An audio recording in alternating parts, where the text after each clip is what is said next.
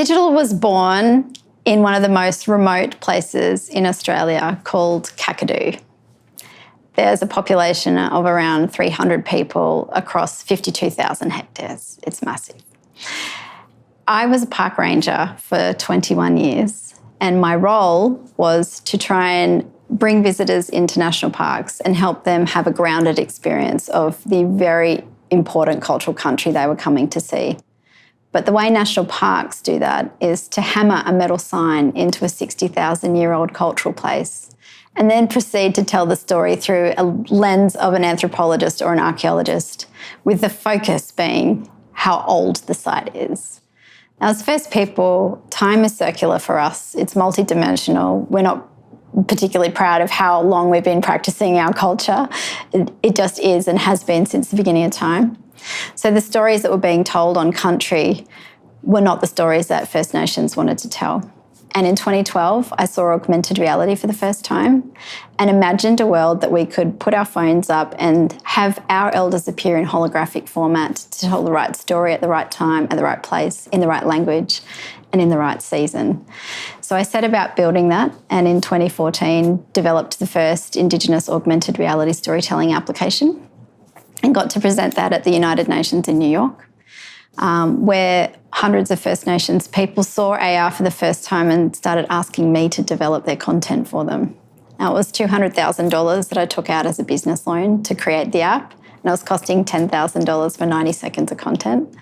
And I'd realised I had created the world's biggest technology Frankenstein, and realised that I shouldn't be the custodian of people's knowledge, language and law in this new technology, and I needed to work out another way to enable our people to participate in what's a really exciting technology for cultural storytelling. So I was able to work with some technology companies in Australia to use machine learning to do a lot of the hardcore engineering that was costing a lot of money to tell the stories, and to create a framework around that technology that enables kids as young as 5 years old and elders to 105 years old to use the technology for themselves to create their own augmented reality where they are responsible for the knowledge, language and law that they put in the platform.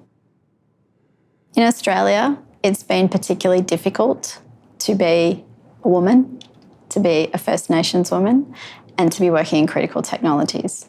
There wasn't anyone I could look to in my tribe or in other mobs around Australia or even internationally that had succeeded in this technology. So I had to be somewhat of a trailblazer and make a lot of mistakes. But what has been amazing along the way is to be able to work with 9,000 young people in our country and inspire the next generation of digital makers to be a part of this, to see ourselves as technology experts, to see ourselves as having opportunity in bringing our culture into future technologies, and to divert young people from careers that may not have been as rewarding for them into really exciting careers, and to work with the partners that we have to have job opportunities in these organisations early on. Because university, while it's amazing to have a university education, it's definitely not the only pathway into a tech career. So we work really hard to find other ways that people can get into a tech career without having to leave country for a number of years to go and study. We have this incredible story of a young man called Zedekiah. His mother actually works in our company now, and I'm so proud of Thierry for the work that she does with us. Her son hacked Google. So when people were logging into Google, it was coming up with his school crest. And, there was a bit of trouble around that because it's a very valuable advertising space, the Google Doodle. But unfortunately, the school response to his incredible talent, because that's quite difficult to do, was to remove him from computers.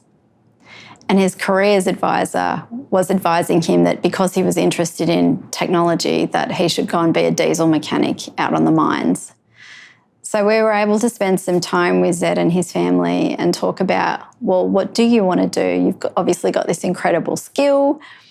He expressed that he wanted to be a proud Indigenous man that was using robotics to explore the deepest trenches of the earth underwater and look for culture under the sea. So we talked to him about mechatronics and the opportunities in the Navy. And he's on a different pathway now to what he would have been. So being able to work with not just the kids, but also the adults that support their decision-making is really important. Teachers have a huge influence, careers advisors, and parents as well. And particularly parents being able to see that technology jobs of the future are not low-skilled jobs that are offshored.